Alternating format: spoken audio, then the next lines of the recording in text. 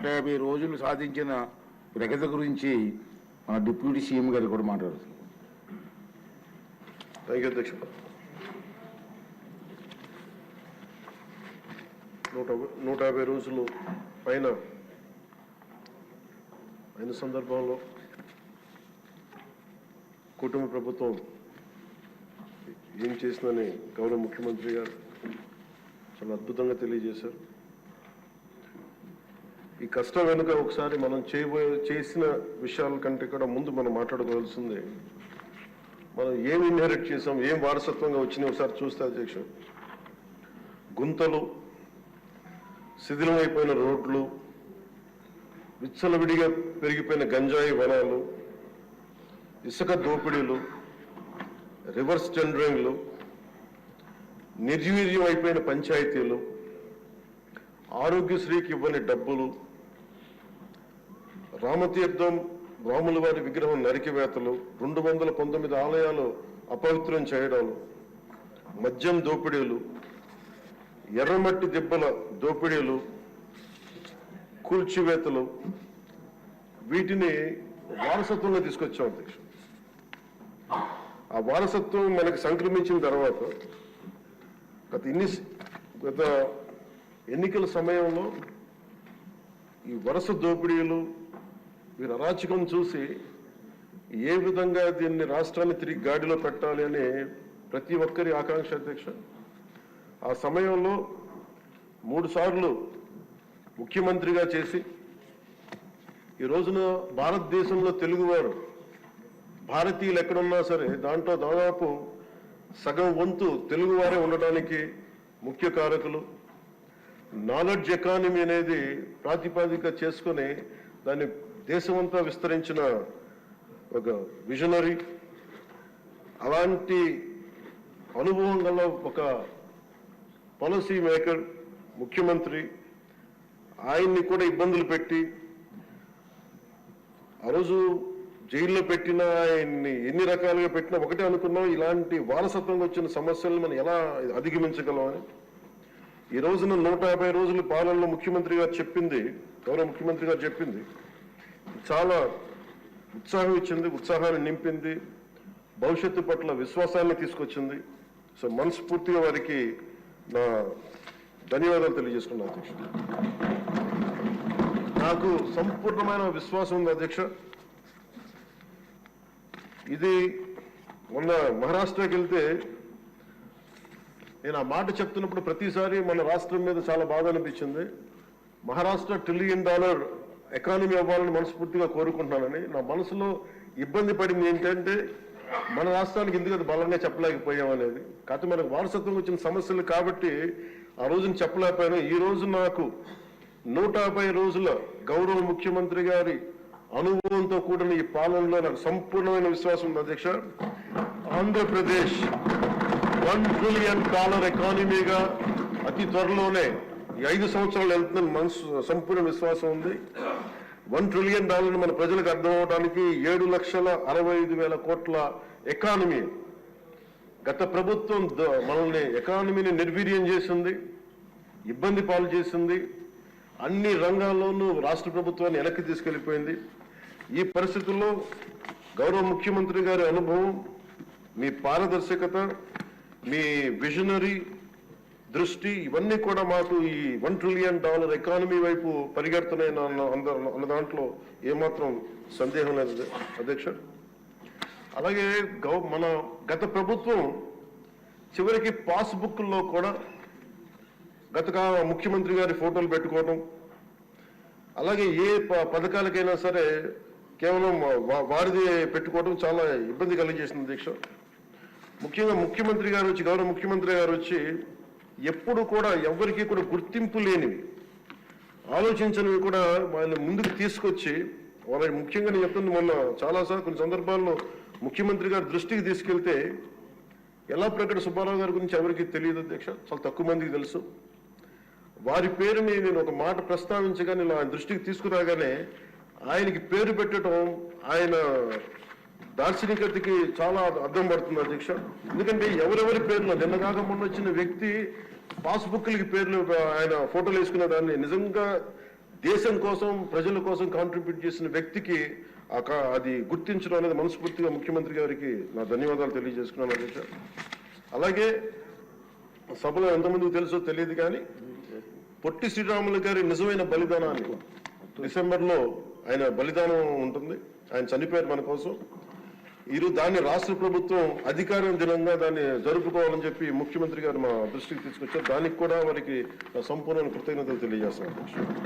ఈ రాష్ట్రం ఎవరి బలిదానం మీద అయితే ఆధారపడి ఉందో, ఎవరి బలిదానం మీద ఈ రాష్ట్రం వచ్చిందో, అనేక లింగ్విస్టిక్ స్టేట్స్ ఎవరి బలిదానం మీద ఆధారపడి వచ్చిందో ఆ వ్యక్తిని రాష్ట్రం నిజంగా గుర్తించుకోలేదు. మొట్టమొదటిసారిగా దాన్ని గౌరవ ముఖ్యమంత్రి గారు దాన్ని ముందుకు తీసుకొచ్చి గుర్తించే పరిస్థితిని తీసుకురావడం మనస్ఫూర్తిగా వారికి నా అభినందనలు తెలియజేస్తున్నాను అధ్యక్ష. అలాగే కన్యకా పరమేశ్వరి ఈ ఆవిడ బలిదినాన్ని కూడా అధికార దినోత్సవంగా జరుపుకోవటం నిజంగా వారికి మనస్ఫూర్తిగా నా ధన్యవాదాలు తెలియజేస్తాను అధ్యక్ష. గత కాలంలో ఫస్ట్కి సార్ నేను ఒక ప్రభుత్వ ఉద్యోగి కొడుకున్న అధ్యక్ష. మొదటి మాకు ఏదైనా సరే నెల మొదటి రోజున ఉద్యోగాలు మనకి జీతాలు వస్తాయి అనేది మాకు చిన్నప్పటి నుంచి అలవాటు. అలాంటిది గత ప్రభుత్వ కాలంలో ఏనాడు 1వ తారీఖున జీతాలు పడలేదు, 1వ తారీఖున ఏవి పడలేదు. అలాంటిది 1వ తారీఖున ప్రభుత్వ ఉద్యోగులందరికీ టెన్షన్గా ఆ జీతాలు పట్ల మనస్ఫూర్తిగా ముఖ్యమంత్రి గారికి అభినందనలు తెలియజేస్తాను. అలాగే 64 లక్షల మంది బెనిఫిషరీస్కి లబ్ధిదారులకి 4,000 చొప్పున వారికి 1000 రూపాయలు పెంచి మరి ఇవ్వడం మనస్ఫూర్తిగా వారికి నా అభినందనలు తెలియజేస్తాను. అందరం వెళ్ళి వారి చేతికి అంటే దీనికి ఏ వ్యవస్థ అవసరం ఉన్న వ్యవస్థని సమర్థవంతంగా వాడుకొని ఇంటికి క్యాష్ చేరవేయటం మనస్ఫూర్తిగా వారికి నా అభినందనలు తెలియజేస్తాను అధ్యక్ష. అలాగే పంచాయత్ డిపార్ట్మెంట్ సంబంధించి 1,452 కోట్లు మేము ఇప్పటికి ఖర్చు చేసాం అధ్యక్ష. అలాగే ఇండిపెండెన్స్ డే సెలబ్రేషన్స్ కూడా చాలా ఘనంగా జరుపుకున్నాం, డబ్బులు పెంచి అనేక సందర్భాల్లో తెలియజేశాను. 13,326 గ్రామ పంచాయతీలకి జాతీయ ఉపాధి హామీ పథకం కింద పల్లి పండుగ ద్వారా 4,500 కోట్లు నిధులు విడుదల చేశాం అధ్యక్ష. అలాగే గౌరవ ముఖ్యమంత్రి గారి ఈ నాయకత్వంలో ఈ ప్యాడీ జ్యూస్ రైతులకు కావాల్సింది 1,674 కోట్లు రిలీజ్ చేసి నిజంగా మీరు రైతాంగానికి మీరు ఎంత అండగా ఉంటారని మాటలతో కాదు చేతుల్లో చూపించారు అధ్యక్ష. వారికి మనస్ఫూర్తిగా నా ధన్యవాదాలు.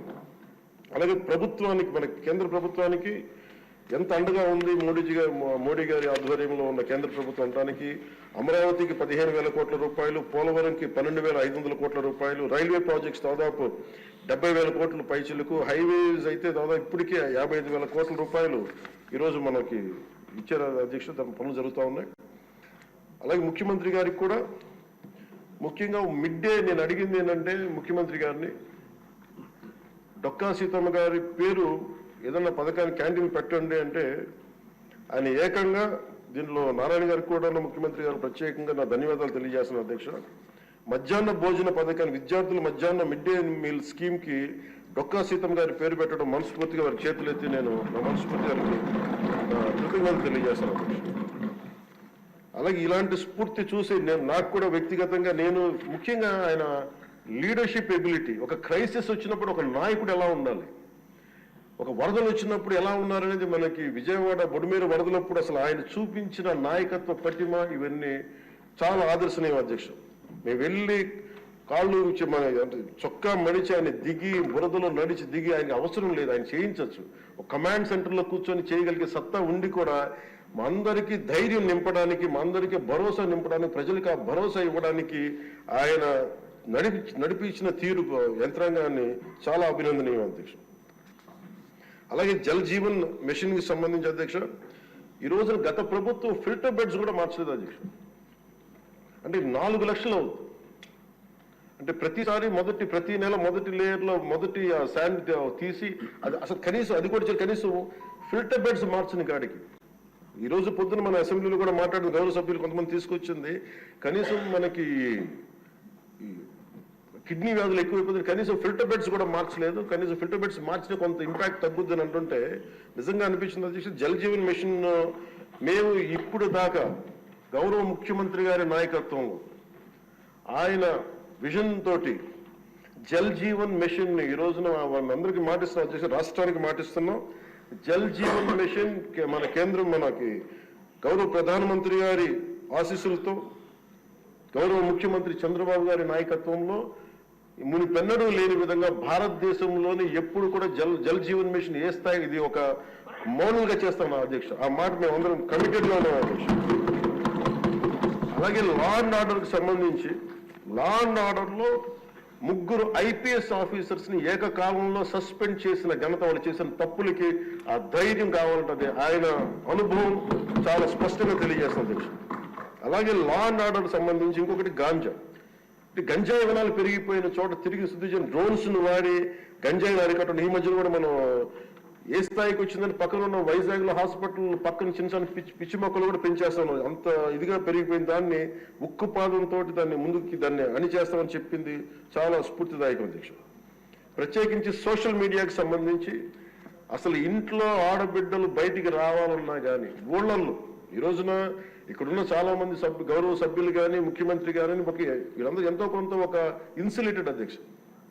కొంతమంది అధికారులు తెలియచ్చు, లేదంటే మనుషులు ఉండొచ్చు, ఇవన్నీ ఉండొచ్చు, కానీ నిజంగా సఫర్ అవుతుంది ఊళ్ళల్లో ఆడపిల్లల అధ్యక్ష. ఈ అలవాటు అయిపోయి, గత ప్రభుత్వం చేసిన అలవాటు అయిపోయి ప్రతి ఒక్కళ్ళు ఒక ముఖ్యమంత్రి స్థాయి వ్యక్తిని బూతులు తిట్టడం, అన్ని తిట్టిన తర్వాత కూడా వాళ్ళకి అలవాటు అయిపోయి ఇంకెవరు తిట్టాలో తెలియక స్థానికంగా ఉన్న ఆడపిల్లల మీద కూడా వీళ్ళు అవాకులు చవాకులు పేలి పచ్చి బూతులు తిడతా ఉంటే ఎవరికి చెప్పుకోలేక వాళ్ళు ఇబ్బంది పడతా ఉంటే బయటికి రాలేకపోతున్నారు. క్రైమ్ మైండ్ సెట్ పెరిగిపోయింది, క్రిమినాలిటీ పెరిగిపోయింది. ఇలాంటి సమయంలో ఆయన ఉక్కుపాదంతో సోషల్ మీడియా యాక్టివిస్టులు అనే పేరు చెప్పుకునే గుండాలకి, రౌడీలకి ఆయన తీసుకున్న చర్యలు, హోంమంత్రి అనిత గారు తీసుకున్న చర్యలు చాలా బలమైన అభినందనలు తెలియజేస్తాను. ఇదే కొనసాగాలని కోరుకున్నాను అధ్యక్ష. This should be a continuity of the our entire governance. మన అడ్మినిస్ట్రేటివ్ లో ఒక భాగం అవ్వాలి అధ్యక్ష. మనస్ఫూర్తిగా వారికి నా ధన్యవాదాలు తెలియజేసుకుంటూ గౌరవ ముఖ్యమంత్రి గారికి నేను మాటిస్తున్నాను, గౌరవ సభ్యులందరూ కూడా ఇసుక దోపిడీలు కానీ లేదంటే మేము చేయాల్సిన పనులు ఎప్పటికప్పుడు మీరు మాకు ఆదేశాలు ఇవ్వండి సార్. మా ఆదేశాలు ఇవ్వాలని కోరుకున్నాను అధ్యక్ష. మేము బెల్ట్ షాపులు కానీ మా అందరి బాధ్యత లా అండ్ ఆర్డర్ గురించి మాట్లాడటం, మంత్రివర్గంలో ఏ శాఖ అయితే తీసుకున్నామో ఆ శాఖల్ని సమర్థవంతంగా వారి విజన్కి తగ్గట్టుగా పనిచేయడం అధ్యక్ష. ఇవన్నీ కూడా మేము ఆయన ఏ కళ అయితే కన్నారో ఆ కళ నెరవేర్చడానికి, పూర్తి చేయడానికి మేమందరం సంసిద్ధంగా ఉన్నామని తెలియజేసుకుంటూ, మీరు 5 సంవత్సరాలు కాదు గౌరవ ముఖ్యమంత్రి గారు తెలియజేసిన అధ్యక్ష, మీరు ఇంకొక దశాబ్దం కూడా ఈ రాష్ట్రానికి ముఖ్యమంత్రిగా కొనసాగుతూ మీరు ఇదే స్ఫూర్తిని కొనసాగించాలని, ఇదే మీ ప్రతిభా పాఠవాలను చూపించాలని మనస్ఫూర్తిగా మేము కోరుకుంటూ గౌరవ సభ్యులందరికీ, గౌరవ సభాపతి గారికి మనస్ఫూర్తిగా ధన్యవాదాలు తెలుపుకుని సెలవు తీసుకుంటాం. ఎజెండాలో పేర్కొన్న పత్రాలన్నీ సభా సమక్షంలో ఉంచినట్టుగా భావించాలండి. ఇప్పుడు ఆర్థిక మంత్రి గారు